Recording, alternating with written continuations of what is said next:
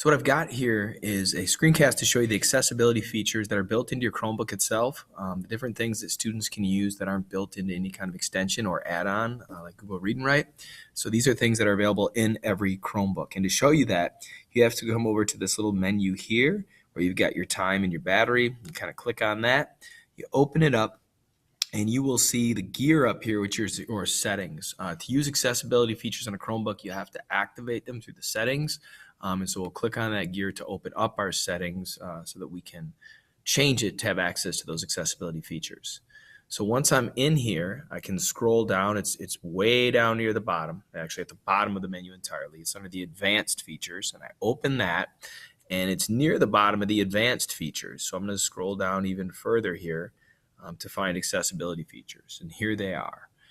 This will turn them on in general. So if I click this button, it'll turn on all the accessibility features. You can also pick and manage your accessibility features under here, the different kinds of ways that you want to use them, all right, all listed underneath here, and you can deal with settings on them, but honestly, that's a longer and more complicated conversation. I just want to show you what's available here.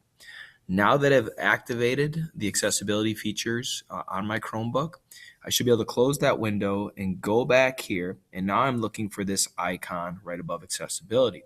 If I click on this, it opens up a menu of different features. Chromevox, which will the Chromebook will speak what is happening on the screen. Select to speak, this is where you can highlight text in a box, and then it'll speak that text to you. Dictation, if you click on this and you've got like a Google Doc open or actually anything open, it will translate your speech to text. High contrast mode, which would be to change this color of the screen, which would help certain types of people with different types of vision to see more clearly. Full screen magnifier, this will just expand the screen. And then a docked magnifier where you can scroll over things and it will make them much larger. There's also an option with your cursor for automatic clicks, where if you hover over something long enough, it'll click it automatically. And then there's an on-screen keyboard option, which will bring up a keyboard on the screen if someone needs to click with their mouse rather than type. So I'll show you a couple of these, not all of them, just to give you a sense of what's there. So I'm going to open up a dock right here, and then I'll open up my menu, and I might enable one of these features just so you can see how it works. If I hit on, let's say, for instance, select to speak, it's going to give me little windows down here that will show me. In dictation, I've also clicked on, it'll show me little windows down here or icons that I can use.